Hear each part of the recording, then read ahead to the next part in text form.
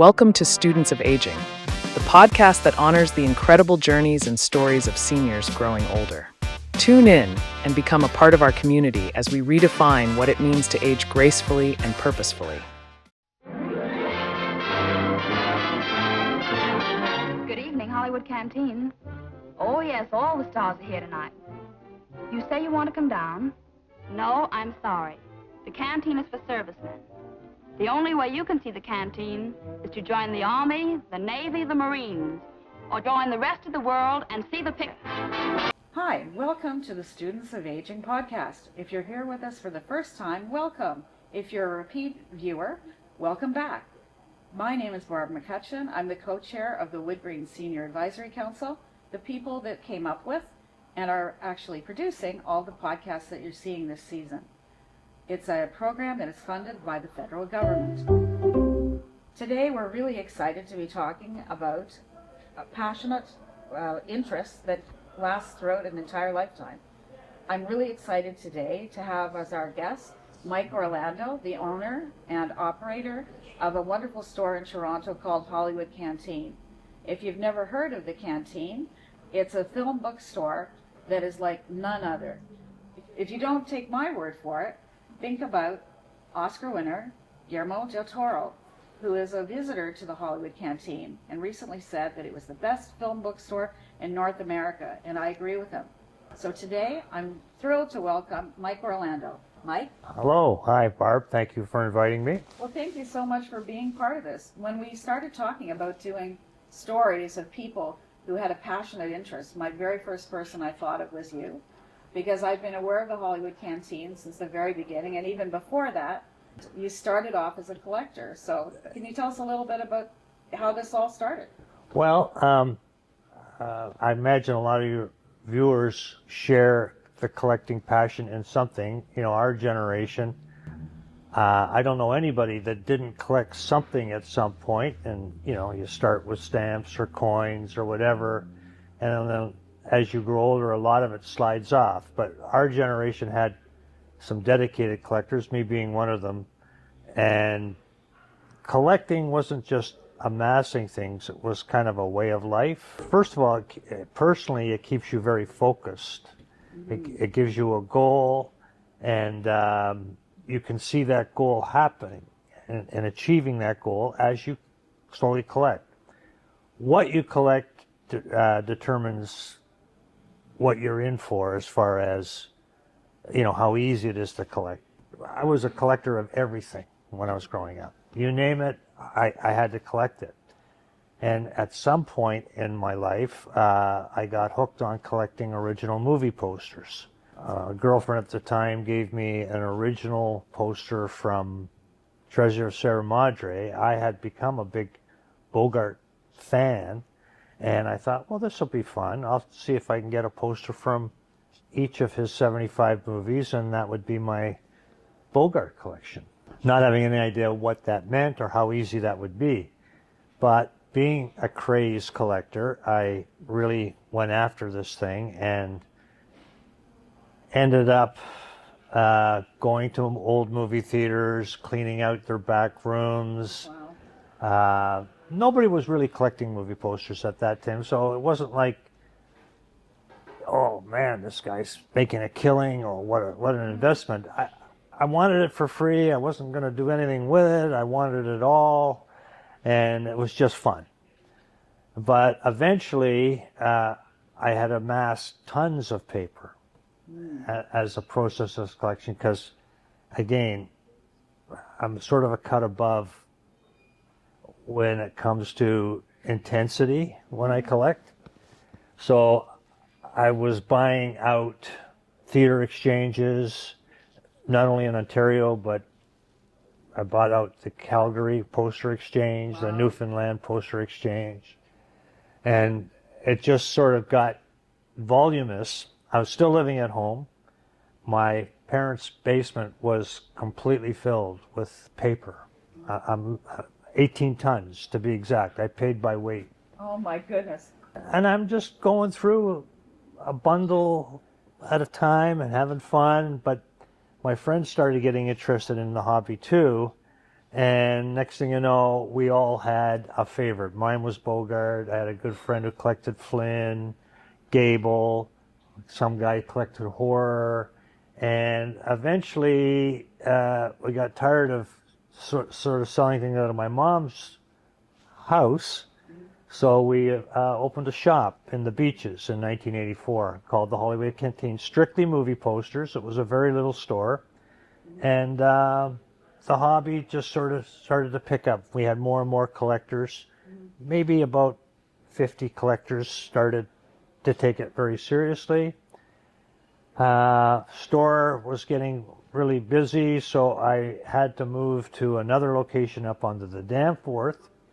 And at that time, my favorite bookstore, Memorabilia in Toronto, closed. Oh, okay. And so there was this huge gap of, who's going to do the movie books thing. So the store expanded and became Hollywood Canteen, cinema books, and movie posters. Oh, wow. That's when that happened. That would be about 87, 88 when I made that move from the Beaches to the Danforth.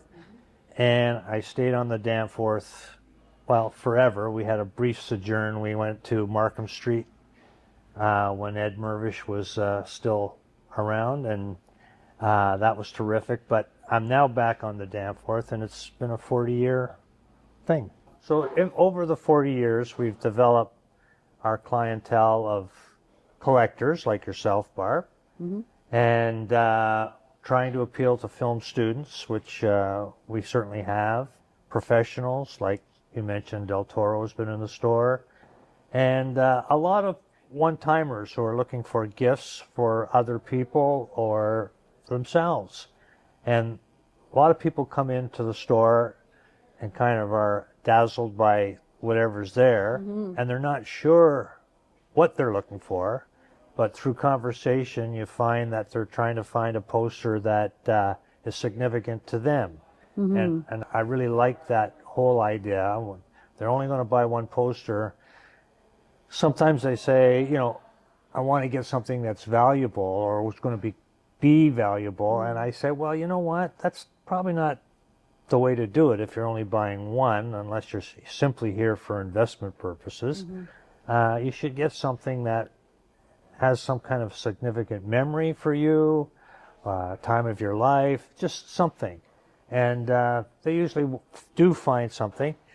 We have a big variety of original posters that they're more for collectors, or we have a significant number of reproductions where people get the same reaction they would get as if they were buying an original, because that poster is identical. It's far more affordable, and it brings back all the memories that you're hoping it will bring back. So, and I find that people always, like I always say, my house is decorated early Hollywood Canteen, because so many things that are on the walls are from Hollywood Canteen. But every Christmas, what we do is we swap out all the artwork and we replace them with posters that are of classic Christmas movies. yeah. So we have Christmas in Connecticut, we have It's a Wonderful Life, Miracle on 34th Street, White Christmas, Scrooge, Remember the Night. And they're all on the walls at Christmas, and people always comment on them. Like, it's one of those things where, and I think it's because they do bring back such significant memories. That's it. That's what it should be. If Yeah. you're not like an all-out collector where you got to have this and you got to have that, it should be really a memory thing.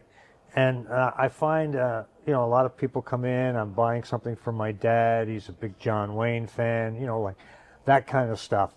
I have to say the newer generation are not as into this whole hobby collecting thing, but their parents are. So they're buying wonderful gifts for their parents. The new generation, unfortunately, is just interested in one particular genre, and that's horror.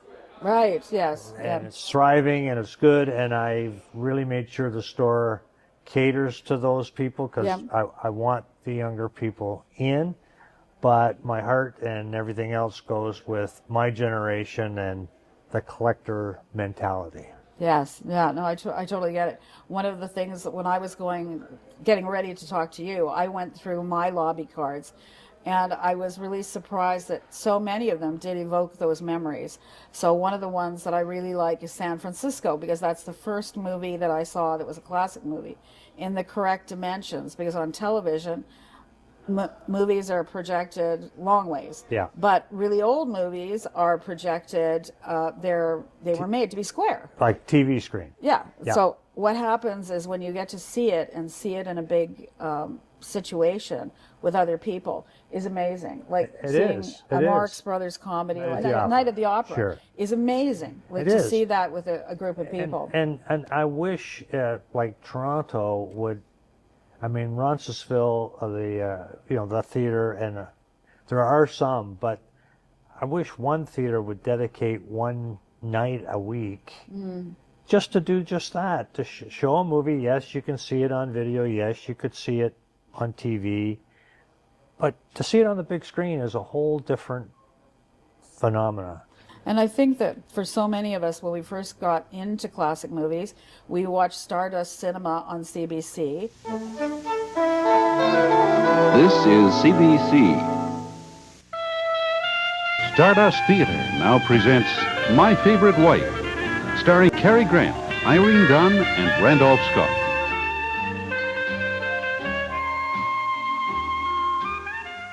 And we watched Elwee Yost Saturday night at the movies. Correct. Every Saturday night. Yeah.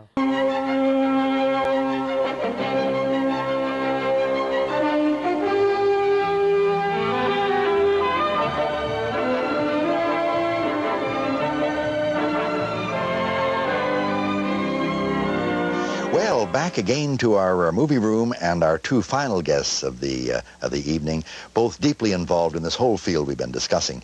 On my immediate left is a man I don't think the viewers would have met here before. This is your debut, isn't it? Yes, it is, Alan. And it's Mike Orlando of that fabulous institution called Hollywood Canteen. Where is it, Mike, for people who may want to visit there someday? This is not a commercial, it's just information. It's located at 239 Danforth, and that's just near Broadview Station. What do people find in there? Well, I don't know if many of our viewers recall the Cinebooks bookshop that was in Toronto a couple years ago. I've tried to fashion my store much like that, and I have a complete line of cinema books, old and new. All things memorabilia, Soundtracks, old original movie posters from 1940 to the present. Great stuff. It was the only place that you could actually see those films. Yeah. And it was just such an amazing thing. And I know that in terms of community, I always say that Elwee Yost created a community that might not even have known each other. That's right. But they had that bond of all of these people who Saturday night were watching Elwee. Yeah. And he was just at the right time that he was able to interview a lot of the people that were in those classic films. Right. And he was able to, have them on the show. Yeah, I'm sure all your viewers have a Elwee moment where they can connect to. When he retired, we had a tribute to Elwee at the local theater. I was at Broadview in Danforth at that time, the Century Theater. I went down. I said, could we, rent it for a night? We showed the letter. We had Elwee come, and I don't know if you know, Elwee was good friends with Don Daynard. Yeah. And all those people, and we sold out. Oh, I'm sure. The people just loved Elwee. It was a sad, happy, sad moment for everybody. Yeah. And he was such a lovely man too. So that I know when he retired, I wrote him a thank you note, and I said, "You have no idea what Saturday night at the movies meant to so many people." Yeah. And he wrote me back a beautiful note. I know. Thanking me for thanking him. It was like one of those. He was wonderful. So that's the kind of thing we're trying to keep going in the canteen. It's a passion. It's a passion that I have 4 kids. I try to think of, will they ever get a taste of that? And I unfortunately, I don't think they will. Maybe they will. The wonderful thing about Hollywood Canteen too is because you have this vast amount of books that are vintage books about film. Yes. That if you want it, chances are good you've got it or you have a way to source it. Yes. So I was interested in Lionel Barrymore's memoir because I saw on TCM they were doing an intro And they said, as Lionel Barrymore said in his memoir, and I always say, I once did a spit take. He wrote a memoir? It turns out he did in 1951. So I immediately, emailed Hollywood Canteen, and they said, did you want the one that is with the jacket or without the jacket? And so I bought the one with the jacket. So 71 years. Good purchase. But the lovely thing in it is, for me, is because I was just reading a little bit of it last night, is that it does remind you of things like there's a learning experience from it, of history, and the way people looked at things in 1951. Sure. Because I know sometimes through my experiences, you've had movie magazines sometimes, even way back from the silent era. Right. Because we have a friend who is a collector of silent film things. Yeah. But what I find is almost as interesting as the beautiful artwork in those old movie magazines is that they reflect exactly the time period that they're in. No question, yeah. And I found that in my collection, I had one that was November of 1941. So that's the month before, for the United States, World War II started. Right. And then a couple of weeks later, a couple of issues later, they all now have buy war bonds and stamps on them. Yeah. So for me, it's almost a learning experience seeing those things that were of the time period. And isn't it great that your hobby brings all those, things in, like a history lesson from a hobby. Yes, absolutely. Unheard of, Yeah. I see what you're saying, and I hope your viewers, feel like they can contact the Hollywood Canteen if they're looking for something special for themselves or for a gift for someone. Yeah. Well, the wonderful thing about the gift is I have a story to tell you that I don't think I've shared with you before.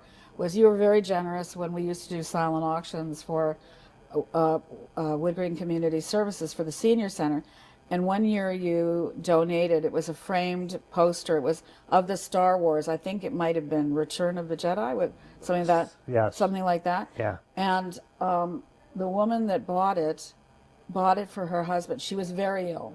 She was, and she knew that chances were very good that she was not going to be around to give him this poster for Christmas. And she's the person that got the poster. She bought it. Oh. She wasn't around for Christmas. But that poster is still in their home 15 years later. Did she get a chance to give it to him before? No. No? No. Wow. So on Christmas Day, he got the poster from her, a gift at Christmas. Wow. So it's the specialness of he was a big Star Wars person, that connection. Some people will just say, it's just a piece of paper. No. It's like, and the gift of just giving that to someone else. And I'm sure you get this all the time. People are looking for things and a lot of the times they'll reconnect with me after Christmas or after the birthday to say, I gave it to my aunt, my dad, and the reaction was unbelievable. Yeah, for sure. For sure. How do you keep it going? You've been doing this for a long time. I hope it's around forever. But this must be that's a fair question. It's still a fair bit of work. When we opened the Hollywood Canteen, there was a fair bit of competition. There were other poster shops. Mm-hmm. There were many bookstores, and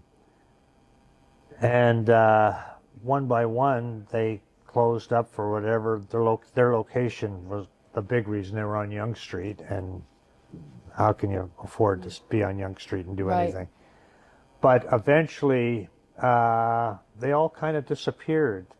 And we survived, especially when COVID came. It really was kind of a knock on the door. Mm-hmm. Our business got better in COVID because of our online presence.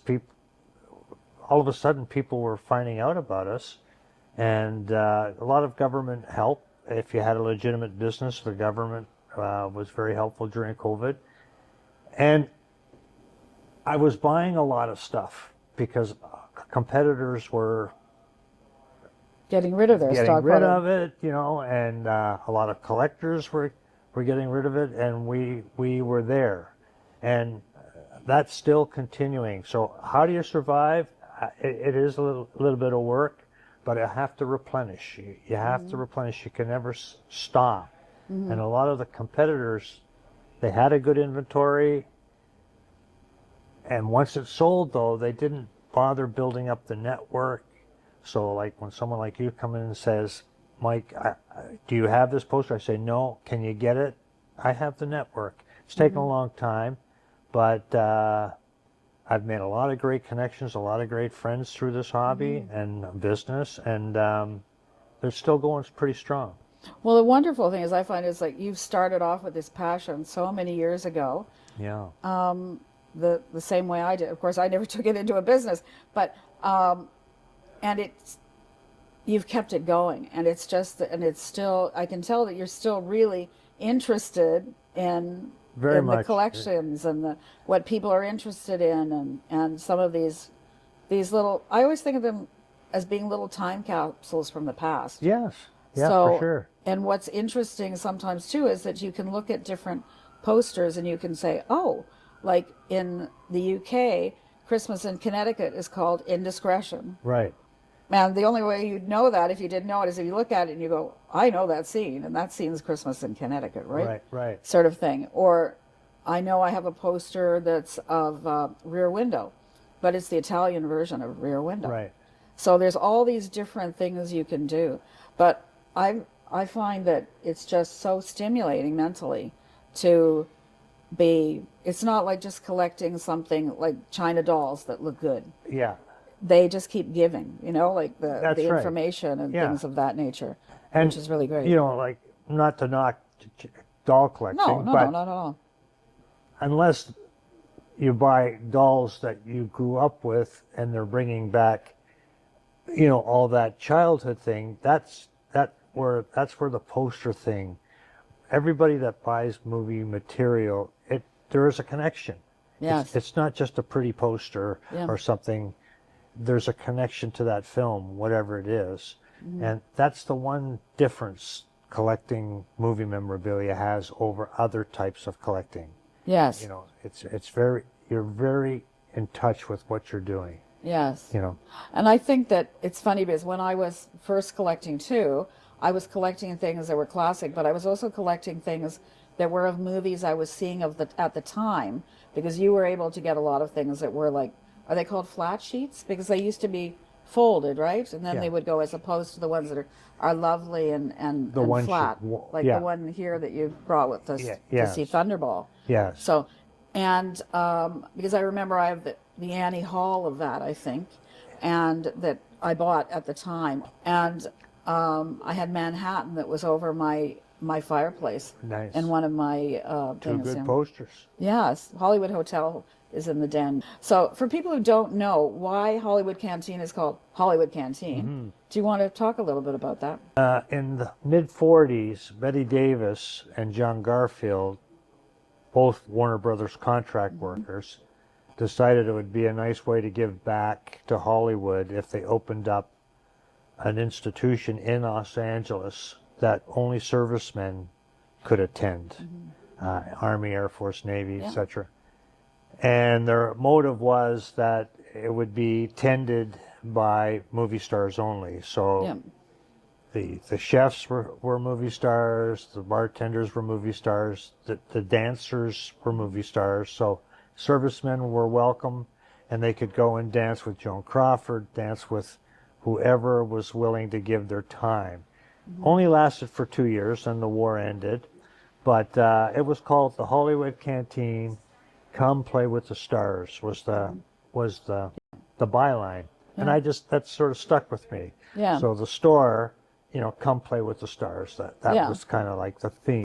1949 is actually the year when more people went to the movies than any other year. I think it was because it was right before the television was coming up for the 50s. Right. So just at the end, and radio, the golden age of radio, was sort of ending as well. Right. And I think at that point, it was so common for people to go to the movies, every week. So people would, I know my mother told me that when she was living in Toronto, when she first came down as a teacher, that it was not uncommon for her on a weekend to go to 2 or 3 movies, because that's what you did. That's right. Yeah. One of the movies that I remember, it's a WoodGreen story, was I originally was showing movies at WoodGreen too. And one of the movies I showed, and I tried to show movies of people that used to be big, big stars and were not that big stars anymore. So one of the movies I showed was Sun Valley Serenade. Sonia Haney? Sonia Henney, because of course she was a huge star. She at that time frame. But what I always loved to tell the story was it also has Glenn Miller and his orchestra is in it. And when I showed it, all of a sudden I saw this elderly couple get up, and I thought, oh, they need to go to the bathroom or something like that. And they went into the aisle and they danced. Wow. They had met during World War II, so Glenn Miller's music was very important to them. So and it's one of the most romantic things I've ever seen. Oh, that's beautiful. And it's an older couple, like they would have been in their 80s probably at the time. Yeah. Something like that. So I think, again, great example of how film can be so incredibly that's a great story. changing their lives, sort of thing. Orchestra Wives is the other big Glenn Miller movie. Yes, I love that movie, yeah, actually. That's a lot of fun too. Yeah, it's a great one as well. When I first started, there was no internet. That has made collecting a lot easier, but it's taken out all the joy and what collecting can do for you. For example, I travel all over the States, check into a hotel, never did holidays like go to a beach and stuff like that. It was always big city, right downtown. Get the yellow pages, which don't exist anymore. Yeah. Go in, collectibles, bookstores, bang, and that was my holiday. Yeah. I'd spend the whole week just looking for things and having great satisfaction finding them, not just for myself, but for other people. At one point, as part of my maniacal Bogart collecting, I recreated a 40s detective office Oh, wow. from Dark Passage. Oh, wonderful. It was in the upstairs of my store. Everything in it was identical to what was in his Philip Marlowe's office in Dark Passage. That's amazing. Including, now this will sound ridiculous, I bought a 1946 Packard Coupe, the car he drove. Oh, wow. That's amazing. At that time, I was that gone. My Bogart collection at one time was considered the best in North America. Okay, I have to ask, do you have something original from Casablanca? I had everything on Casablanca. Oh, my goodness. Everything on Casablanca. I had the poster, the set of lobby cards, the press book, and that's what I tried to get on every Bogart title. Yeah. The set of lobby cards, because you have a few examples. They came in sets of 8. He made 75 movies. That's 600 cards. I had amassed 596. There were 4 I never found. Wow. And what happened to that collection? It went to the hands of a fellow collector, John Meyer. Okay. I don't know if you know that name, but he is a longtime friend and a very successful set designer in Los Angeles. Okay. He won an Oscar for Chicago, which was filmed in Toronto. Lovely. And he won an Oscar for Memoirs of a Geisha. Okay. And he's been nominated a number of times since. But he has the gist of my Bogart collection now. Wow. Yeah. Wow. I hope he gave you a good price. Oh yeah. He money was not an object. Okay. He wanted it. Yeah. And I bought a building with that when I sold that collection. Wow. And the lovely thing too is it went to a fellow collector. Oh, that was really key. And it was very hard to let it go because I had met so many people, so many connections, putting it together, and again, no internet, so everything was trading. Everything was some deals took 3, 4, 5 months because Mike, I'll give you that, but here's what I want. Yes. And I didn't have it. Yes. but I had to go find it. So Yeah. the connections, pretty well all of North America and a lot of chunk in Europe too.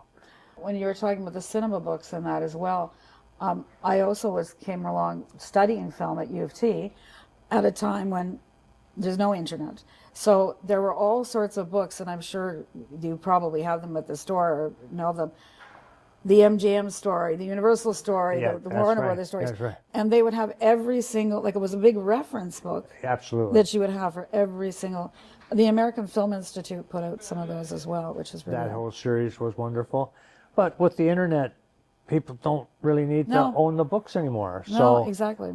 again, most of the collectors are our generation, Yeah. like the new generation. And the only defense I have for the new generation is they're living in a condo. Yes. It's one room, it's one bedroom. Or you have no need to have a physical library, you know. Yeah. But the old generation's still pretty active. We do a pretty good online business now with Amazon and Abe, and but it's just more important that people come to the store and have that experience. Do I remember right? Did you have a Maltese Falcon at the store? There was a guy who made them in Minnesota, exact replicas, and had a little kind of certificate. I bought about 10 off them up at the time because I thought they were pretty neat. Ended up selling them all because it was a pretty neat thing. They weren't super expensive, and had one in my Bogart office. But I've picked up a few since then from people who got those 10. Because I'm getting back a lot of stuff that has gone through Canteen hands. Yeah. Unfortunately, through attrition, people passing, and What I think must be a little sad though is some of these collections must be, because I know I bought some of I think they were called screen guides or something. They were from the 40s. Yes. And the beautiful magazines. They so were. obviously this was a collector who had lovingly kept these. And we've had some impressive collections come through Toronto. That all came from a gentleman who had probably the world's largest collection of Mary Pickford, and as a result, he collected every movie magazine, even if she wasn't on it, from 1920. And I think Alan got a good part of those, but he went right up to 1950. Wow. Strangely enough, he ended up donating his collection, except the magazines, to TIFF, the TIFF, Okay. which have proceeded. They gave him a fantastic tax credit. Oh, That's I'm why sure. he did it. I'm sure. But it's been boxed up, and No one sees it. And no one has seen it since, and that's 10 years ago. Well, you know what? There's a now I think it's Canadian Women in Film Museum. They took over the old Marie Dressler house in Coburg, Yes. which was a museum to her. Yeah. And when it was the Marie Dressler house, they had beautiful posters from her films. Yes. Because she was one of the first Canadians, or probably women, because I think she's like the third Oscar or something for Min and Bill as Best Actress. And she was from Coburg, Ontario, and they have a vintage film festival every year. Yes. It still runs there. But they took over that house, and it's now a Canadian Women in Film Museum, and it's to Pickford, Marie Dressler, and Norma Shearer. But what they've done is they've color copied everything, and none of the originals hang, and they're all sitting in, I guess, somewhere that you can't actually see the real posters. And I just think it's such a shame because it's lovely. The reproductions look lovely. I mean, they've been beautifully preserved, copied the same way like the lobby cards here are beautiful. Yeah. And I love them like that. But I'm thinking, but the real ones are in storage across the street or whatever. Like, why not show the real posters and that? But every time we go through Coburg, we always used to stop to say hello to the Marie Dressler stuff. And I donated some stuff to it as well. But it's beautiful. I mean, it's very interactive. But again, it shows you how the passion and the energy level of just talking about our collection. I think that it's one of the benefits of continuing to collect things it just is so It really is. stimulating. It really is. Yeah. And meeting people. Like I've had a little bit of good fortune meeting some stars, some music people. We had, I don't know if our viewers will know Metallica. Yes. When they were in Toronto, the manager came to the store and said, Mike, I've heard a lot about your store, but the boys are interested in this, and this. What do you got? So I was top heavy in what they were looking for. Yeah. We got on the phone and said, we got to come. So they were in Toronto for 5 days. They were doing show in Ottawa, show in Montreal, and I closed the store for 2 days, and they all came. Yeah. And they had a fantastic time. Guillermo's been in the store a number of times. His working crew has been in the store quite often. The cast from the movie has been. That's great. And if my regular customers are fortunate enough to be there, Metallica didn't want anybody. Yeah. But they wanted a private. Shopping. But guys like Guillermo, if you happen to catch them, they couldn't be more gracious. So the store has taken on a little bit of a fun spot to be. I remember after Guillermo went on his internet and said it was the greatest. Yes. Yeah.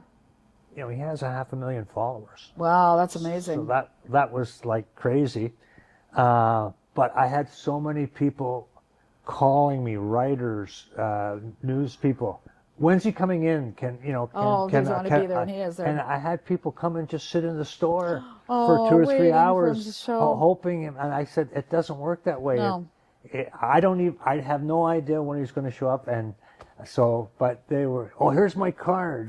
Give it to him. It was pretty funny. Oh, that's amazing. Yeah, I'm looking forward to seeing the new version of Frankenstein. It should be interesting. So that should be interesting because he did Nightmare Alley too, right? He did Nightmare Alley. Which again is like a remake of a classic noir film. And the time he came in, that I was there, and he was like there for 4 hours, he brought his wife, who is his screenwriter supervisor, screenplay supervisor. Okay.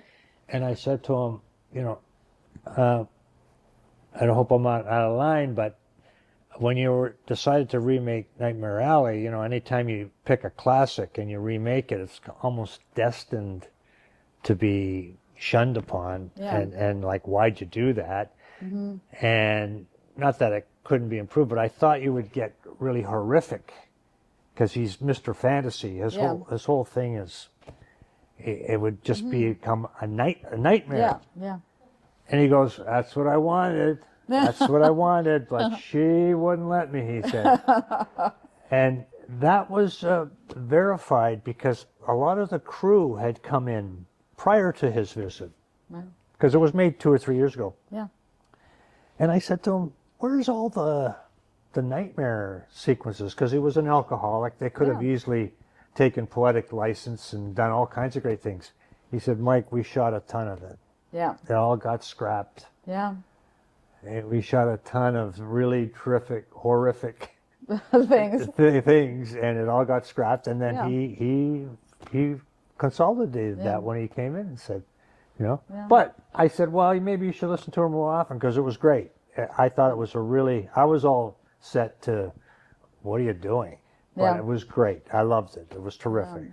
He's a pretty big guy, so after about an hour and a half, he had to sit down, and I had to sort of, everything I brought, it was, yep, no, and the no was simply because he already had it. Well, Mike, thank you so much for coming today. Pleasure, I've certainly really enjoyed our conversation, and I hope our viewers have enjoyed the conversation as well, and our listeners. I think that there is so much to be gained from having something that you have an interest in and pursuing it, either from learning about it or just the enjoyment of seeing beautiful things in your home, the way the film posters are. Yeah. But I really appreciate you taking the time, and I hope people will take the time to go and visit Hollywood Canteen, either through your website, which is just Google Hollywood Canteen, or at 1841 Danforth, correct, which is close to Coxwell, I believe, very right? close. The Coxwell subway station. Yeah, you can walk there. And for people who are real movie buffs, think of it as the year of Citizen Kane minus 100. It's 1941 for Citizen Kane, minus the 1841 Danforth. Oh. But thank you so very much for taking the time. My We really pleasure, Barb. appreciate it. Thank you. Thank Pleasure. you. Thank you. Thank you. Thanks for watching. If you enjoyed this video, don't forget to hit that like button and subscribe for more amazing content every week. If you want to catch more of our adventures, check out the videos right here on our YouTube channel. And remember to leave a comment below. Let us know what you think or what you'd like to see next. We love hearing from you. Catch you in the next one. On the next episode, Pets and seniors. I dog sit. Mm-hmm. And that's how I get my dog fix. So I've been dog sitting for a few years. Currently, I dog sit. I don't know if I can you get this in the camera? I dog sit Daisy. She's a cockapoo and very affectionate. I pick her up at lunchtime and then I take her home to my place.